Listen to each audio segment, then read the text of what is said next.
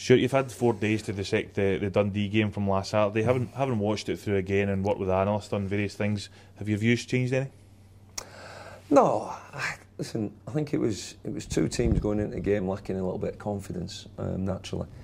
And the last thing you want to do is go a goal behind inside 3 minutes. Not only does it deflate yourself, it gives them a massive boost. So it wasn't the start we were looking for. And then thereafter, you know, they've grown in a bit of confidence. I think the front two, Clarkson and Stuart, were a handful all game. I don't think we dealt with them.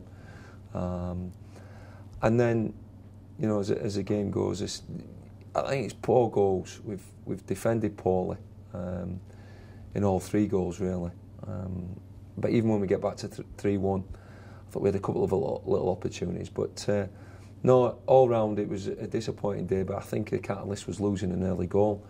And we didn't really respond to it. You could see, certainly when you look back at certain incidents in the game, a little lack of confidence in individuals, maybe a little bit of lack of confidence in each other, a little bit of self-belief. And that's something we've discussed all week. You know, we don't become a bad group of players overnight, but we are where we deserve to be at the moment. And there's no magic formula, there's no pill. There's no potion you can take to say, here, there's a bit of confidence. You've just got to dig deep and get on with it. And, you know, that's what we've got to do, you know, as a group, as a staff, as individual players, and obviously as a collective unit. And that's what we've had 10 games. We can't do anything about that now. Them 10 games have gone. What we've got to start now is putting a marker down. We've got to certainly start being harder to beat. We've conceded 10 goals in the last 3 games. And prior to that, we lose a goal at Ross County but manage to win the game. We lose 1 goal at Celtic Park and get a point. And we play 120 minutes at Hamilton. And when you look at the results they've had recently, you know, we get a clean sheet there. In a game, when we look back, we deserved to win with the opportunities we had. We go out on penalties. Maybe we're suffering a little bit of hangover from that. We then go into the next game at home at Hamilton and make 2 individual errors, which you just can't legislate for. And then it's been a snowball effect since then, and the confidence has certainly evaporated. But it's my job, the staff's job, the leaders in the dressing room to stand up and, you know, get that confidence back. Focusing still on the Dundee game, if you'll allow me, last question on it. When Stuart puts the ball in the net at 3-0, obviously some fans start to get a bit angry, some start to leave. What's going through your head at that point? Helplessness, if I'm honest. You know, I couldn't understand how the lad was in so much, you know, space and room to score the goal. And it's only when you look back at it, you know, it's a catalogue of errors from about 10 seconds prior to it. You know, I think, you know, Ramos, who's playing left centre back for us, ends up on the right hand side and clearing the ball. I think Dan could have took control of the situation. I think that all round we're looking at everybody, even the senior ones, you know, and the young ones. We need to take responsibility. I've said before, defending's, it's not about being the biggest and the bravest and the quickest. You know, it's about communication, it's about awareness, and it's about organisation. And we've seemed to be lacking that recently. And that's because of the confidence, you sort of shrink and you maybe go inside yourself and try to concentrate on yourself rather than helping others. And that's, I've seen that. Listen, I've been in game long enough. I've seen it with top players, I've seen it with top teams. You know, results and individual performances can affect how you feel. Gordon Strachan's got a saying about picking the players who are feeling good about themselves, you know, are on form, and you know, it certainly works both ways. I think when you're playing with confidence, you're running on air, and you know everything, you believe in everything, you're on the front foot. I think when you're lacking that confidence, it's like you've got lead boots on, and you're thinking things rather than doing it, and you know it just doesn't. It doesn't flow like it normally does. And so when that goal went in at 3-0, yeah, you think, right, you know, obviously we get beat the game before 4, but I'm not one for, you know, thinking, right, okay, 3-0, we'll shut up shop and we'll take, you know, 3-0. So we get a goal back, which gives us a lift early on. Didn't have too much time to think of it once, you know, we got Henrik's goal back, because there was a belief in us that we could maybe, you know, get on the front foot. It wasn't to be, but certainly one just of helplessness there. And what can we do to stop this happening? Clutching at any positive we can. Is the slight positive from that the team didn't chuck it at 3-0, that we went on, we scored a goal, maybe we got another one close afterwards, we could apply so even get something through the game at that point? Can you hold on to that? Yeah, I think you've got to, in anything, you've got to try to. There's that many, easy to point at that many negatives and down things at the moment. You've got to, work on your positives. Obviously, you've got to try to eradicate all the negatives and the mistakes and the way we're feeling about ourselves at the moment. But you've got to work on the positives. I thought, personally, Henrik again followed up from his game at Partick Thistle. He's looking more like the player that left us. Always, he's going to carry a threat. But it's down to individuals. It's down to us as a group as well. Just to go out the next game. And I think the key is not to have any fear of losing, but to relish the challenge, of going and winning a game. And that's what we've got to try to do. And, that's what we've been working on all week. As I say, there's no magic formula. You've just got to work hard, stick at it, believe in each other, and try to just be the best you can be on that day. You've touched on it in a previous answer regarding confidence. In your view, is that the most significant factor in the team's general underperformance this year? Has it just been purely confidence? Has there been anything else than you think? No, I think originally going out here it was a blow. Certainly the way we went out, with losing 3 penalty kicks, and we were cruising at home and we should have seen it out. And even away from home, we were disappointed how we went out there. I did say at the time I thought they were the best side that I'd seen in Iceland, because I'd watched a couple of games and they've ended up winning the league, but that's not consolation. But they were decent going forward, but we should have got through. And then after, again, not an excuse, just the fact we had, I think, 6, 7, 8 players out. We didn't get on a roll. We managed to win the first game, fortunately, against St Mirren. Certainly unlucky at Dundee United to lose to a terrific strike. I think we merited a point. I think we merited a point at home to St Johnstone, even though we didn't play particularly well. I think it was a tight game. But there's been incidents where, it's unlike us. We've not created a lot of chances. We've not got, we haven't scored many goals. And there was a point where, as I say, the Ross County game, the Celtic game, and the Hamilton in the Cup game, we looked a lot more solid defensively, and we thought, yeah, at least there's a platform. And then it blows up, and we lose 10 goals in 3 games. So a lot of aspects of the team. I think originally, without so many key players, and we were losing points, and we weren't. And this group of players, in the last few seasons, have been used to winning games. Now we're on the other flip of the coin, and we're losing games. So it's new to them, but we've got to, as I keep saying, we've just got to. You can't chuck it. You can't feel sorry for yourselves. You've got to show a bit of backbone. You need to carry a little bit of luck. That goes in every walk. I look back to the, even the Thistle game there, and keeper makes a great save. So underside bar comes out. They score 5 minutes later. But the only time we've got points this season, and it can't be something that we think every time we lose a goal we're not going to get a point. But we scored first, so that would help. And I think, losing the goal so early against Dundee last week, again, keeps going back to the confidence factor. You mentioned the run we've been on. Where does this run and the disappointment that goes along with it rank for you in terms of your career, both as a player and a manager? Has this been one of the most difficult experiences for you? Yeah, definitely. I remember at Bradford we lost 4 on the bounce, I think. Certainly as a Sheffield United assistant manager, when we had a lot of success, I remember in 2 occasions we lost 4 on the bounce, and you start thinking, where's the next win? And I think in both occasions, I can't remember if we got a fortunate penalty or an own goal, and something just changed for us. And I don't apologise for reiterating, and I've said it a lot. There is a fine margin between success and failure. I only go back to 2 Scotland games last week. There's no doubt we deserve to beat Georgia, but we get the win with a fortunate goal. It's a ricochet off that hits the goalie, hits their defender, goes in. And again, in Poland, I don't think there's any doubt that we deserved the point. But with 3 minutes to go, they hit the inside the post, the boy comes back and he blasts it over. And we could have easily lost the game 3-2. And we'd have been sat with 1 point out of the 6 that we've played in the double header, and it had been doom and gloom. Thankfully, we get the 4 points, which is deserved, and everybody's upbeat. So there is a fine line, and you've just got to, do everything you can in your power to get back on track. But it is a difficult period, and I always analyse myself and everything, win, lose or draw. But certainly, the run we're having, we're getting less and less sleep, that's for sure, and the bags are appearing again, and that's the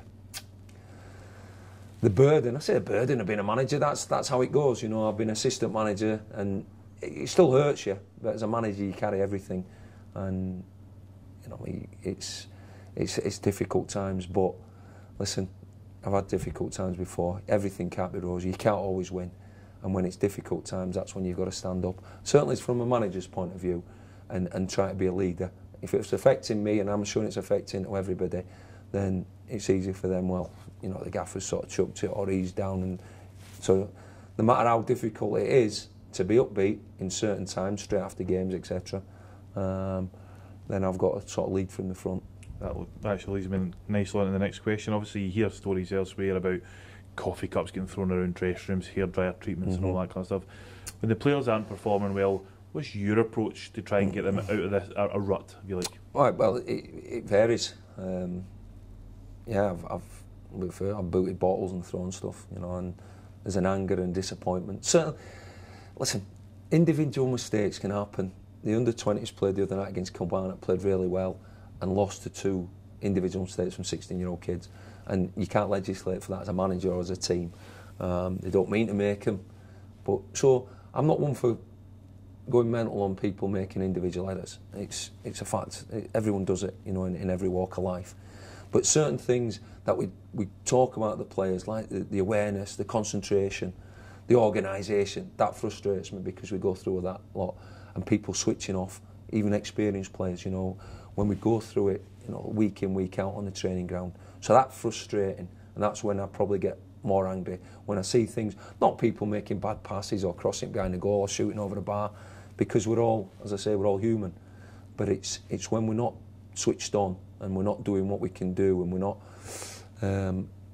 working in the way that we know we can. By your own creation, the fan expectation at Motherwell has gone through the roof over the last couple of years. How do you cope with that, and what mechanism do you use to try and manage it? Listen, the players, not me or the staff, the players have been outstanding since I've been at the club. To get to a cup final for the first time, I don't know, in 20 odd years for me in my first half a season was credit to them, and then to go best of the rest for 3 seasons. So yeah, the club, the players have overachieved. But at this moment in time, we're underachieving. I don't think and I didn't think last season or the season before there was much in a lot of the squads. And how we managed to finish the best of the rest in them seasons was solely down to the endeavour, the work, the attitude of the first and foremost the players, and then obviously all the supporting staff around it. So we've got to, we accept that, the fans' expectations, but that's part and parcel. Our expectations, my expectation is to go out and try to win every game. And when you're not doing it, it hurts. And that'll never change for me, no matter what I do, because I hate losing. So no matter about fans' expectations, our expectations as players and as a group is to try to win every game. So we're underperforming. Now we know that's not going to happen all the time. And, how it managed to happen last season and the points we got was an incredible effort. But we're not looking back. As I say, we're 10 games in. We've underachieved, underperformed, and it's got to be down to us now to start winning games, and we start with the next one. You're quoted regularly, and even again today, as saying that the only way out of this run, if you like, this kind of bad performances is hard work. Mm-hmm. Conversely, you've said after the last 2 games that you can't fault the players for effort and endeavour. No. What then? Well, lack of confidence, lack of quality, and poor defending. I think if you look at if we go back to we'll look at the last 3 games, and we'll say we'll look at Hamilton at home. Individual error gives them a lift, and they've only lost 1 game this season, so they're confident anyway. You can tell from the cup game, you know, we've fallen away. It's obviously affected us a little bit going out on penalty kicks, and they've gone on to show what, you know, a side playing with confidence can do. You know, they beat Celtic and one beat Aberdeen 3-0. So, you know, fair play to them. But from our point of view, and we'll go back to I was disappointed against Hamilton because I thought they showed more energy all over the park. If we go back to the Partick Thistle game, watched it again, in the 90 minutes or 94 minutes, there's nothing between the two sides. They've had, I said, we hit the underside of the bar, we could have gone 1-0 up. They go 1-0 up.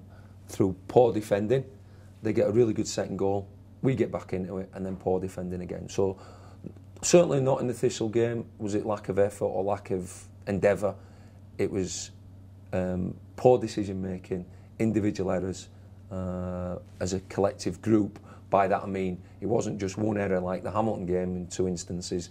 There was a collection leading up to 2 out of 3 goals that we should have avoided. And the Dundee game, as I say, and I keep going on about it, or I've gone on about it even in this, you can't belittle how much confidence has got to do in any sport or even walk of life. If you feel good about yourself, no matter what job you do, you go into the work with a spring in your step, and whatever you do, you look forward to doing it.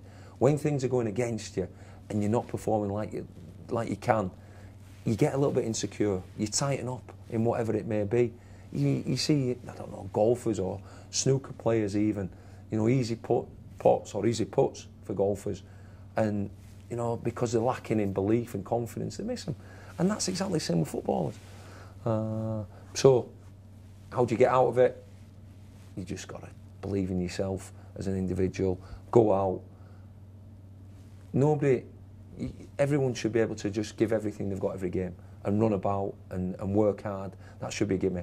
Your passing might not be on, your crossing might not be on, your shooting might not be on, but you should be able to go out into every game totally committed, totally focused.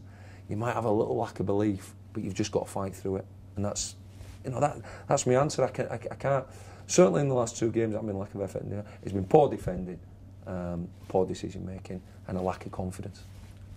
One question of you directly, if you forgive me for asking. Some people have said that in light of how the team have been performing of late, the 2 international breaks with Scotland, you shouldn't have went. You should have stayed here and worked with the team. How do you respond to that? I think it's ridiculous, without swearing.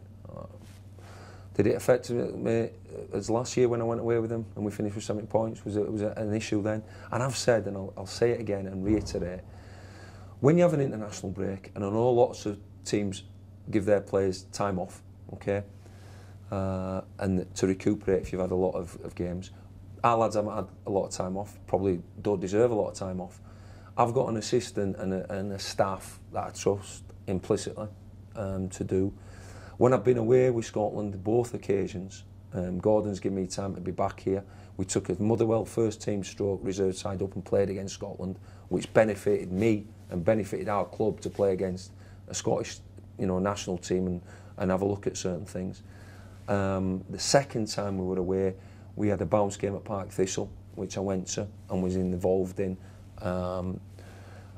And day to day, I'm always here. I've got the iPads, and sometimes, you know, a manager's voice, and Neil Warnock used to do it regular, Walter Smith did it at certain times, a lot of managers I've played with have done it, Paul Jewell at Bradford, take themselves away and get out of the way, because the players, it's the same voice, the same not mundane, but, you know, so it's good for me, personally, also on a footballing front, for me to be away, and I've said it again, numerous occasions, I can only learn off things like Gordon Strachan does in training and what he puts on and the knowledge him and Mark McGee have got, and only can learn from that.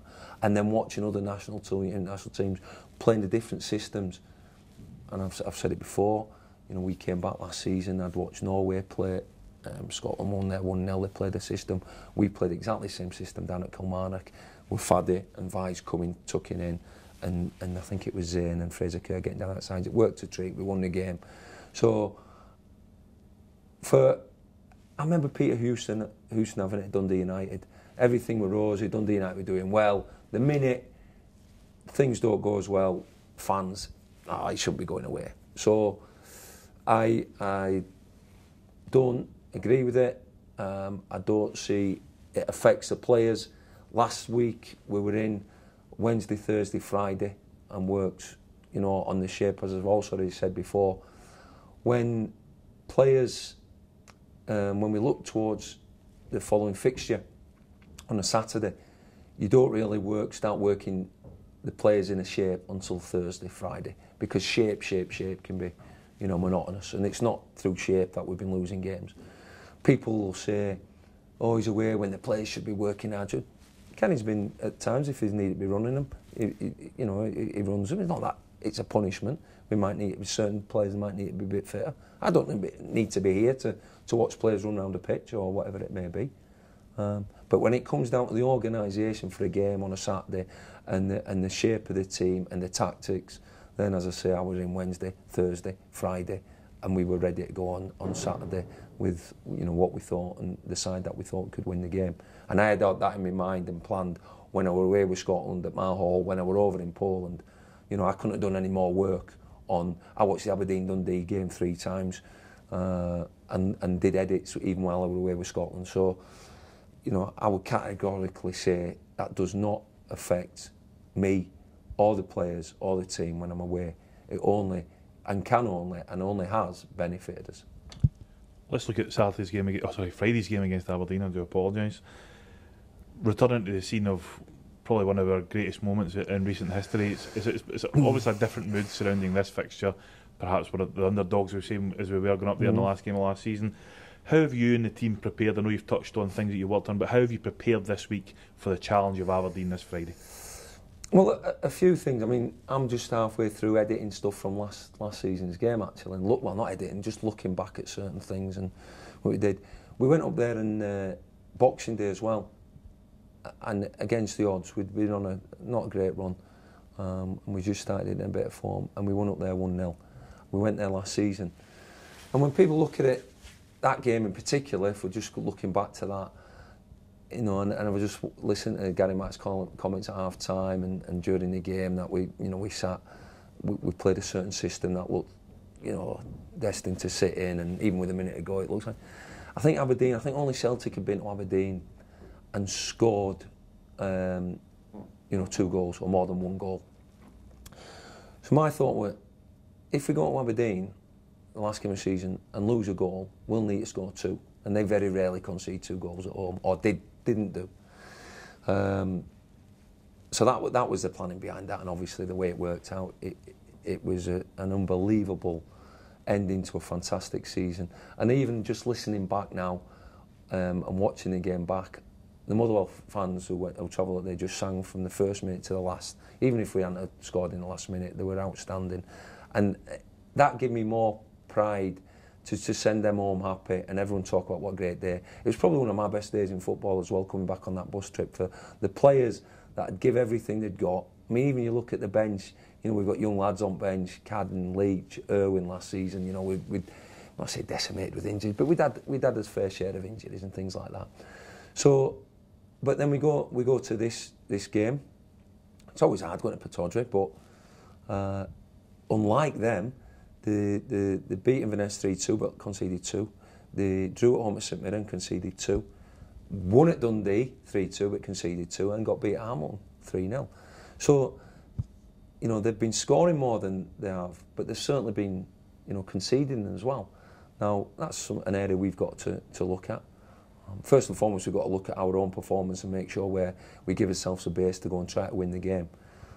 But I think it's totally different, as you said in your question, from last season. It was the last game. We had a game plan. We knew what we wanted to do, and thankfully it worked out. This time, you know, they're on the back of, you know, a disappointing performance, and they'll want to put in a real good show. And you know, some people would say they may be a stronger squad than they were last season. So, but as always, we'll be aware of what they might do. They've changed formations and changed systems as well, so we won't be totally. You know, it's always a thing, and I've mentioned that to players before. When we met up with Scotland on the Sunday, from the Sunday to the Friday, we worked on Georgia playing 3 at the back because they'd done it in the previous game. And lo and behold, on the Saturday, you kick off and they've got a flat back four. So sometimes you can have all the preparation you want, but you've also then got to have a plan B or a plan C that you know what you can go into. So going back to your question, what we've been working on, from our point of view, 2 or 3 different systems, players playing different areas, but just also trying to regain and help the players regain a little bit of confidence, be it finishing, be it crossing, whatever it may be. The one good thing again this week is that there's only Paul Lawson and Adam Cummins who's long term, who's not trained. You know, we've got Murray back in, Hammy's back in. All the lads that struggled and didn't train up to the Friday last week have all trained this week. So it's been a good working week in that regard, that we've been able to do work. We didn't play any of the boys in the 20s games because we wanted to work. And as I said, we've been in Monday, Tuesday, Wednesday and working on the shape that we might go. That's 2 weeks in a row the players have been in all week. Is that deliberate from you? Well, certainly from the game, when I was coming back on the international, I wanted to be in on the Wednesday. Normally the lads would be off Wednesday, but I wanted to be in working with them Wednesday, Thursday. This week, I think with the game being on Friday, again, we had light Monday. The lads, there was a lot of them, a little bit stiff and sore, whatever, and carrying little knocks. So Monday was light, but Tuesday and Wednesday, certainly we're working really hard and hopefully putting in a plan that we can go in. I mean, after the game, I've got to say on Saturday, I was devastated. I was gutted, all the words you can imagine. Really low, probably as low as I've been for a wee while. And then I think what made me think, looking, is that I think 5:30, me, Kenny, JJ and Marsh had a team up on the board or a formation that we might play against Aberdeen, and we were then fully focused. As disappointed as we were at what had just gone on, no, come on, let's pick ourselves up, let's start focusing. So really from Saturday afternoon, Saturday 5:30, 5:45, we've been focusing on Aberdeen. Finally, Motherwell fans, you mentioned them at Pittodrie and the great, fantastic time we had up there. They're feeling it a bit just now, they're disappointed, they want their team to do well. What message do you have for them? I think the only message that we can give, there's no guarantees in football, no guarantees about the next result or the result after that. But the guarantee we can give is that everybody at the club, behind the scenes, are hurting. We're all hurting, the players are hurting, the staff's hurting. Naturally the supporters are. But we ain't took the towel in or I've got no desire to turn this round. I keep, a pipe dream is for me, or for the team, to still be going up them blooming steps at Hampden at the last game of the season. Now people might say, oh, you're going to a concert there or something, but you've got to have ambition, you've got to have targets. But obviously that's a long, long way off. What we've got to do now is have that hunger and desire to turn the league form round and the belief in each other. As I say, we don't become a bad group overnight. Results have shown we've been poor of late, which again has affected confidence. But we've got to, and I've said it before, I look at the players in the dressing room and we have got leaders there and we have got characters and we've got ability. We just need to get that little, might be a little, run a look, a little, whatever it may be. A great goal, good strong defending to turn things around. But from supporters who are on the outside looking in, thinking what's going on, and we feel the same, a little bit, lost at times, and what's going on. But all I could say and reassure them is that we're working as hard as ever to put things right, and we've got a desire and a hunger and an attitude of mind to get this turned round. Stuart, thanks. Thank you.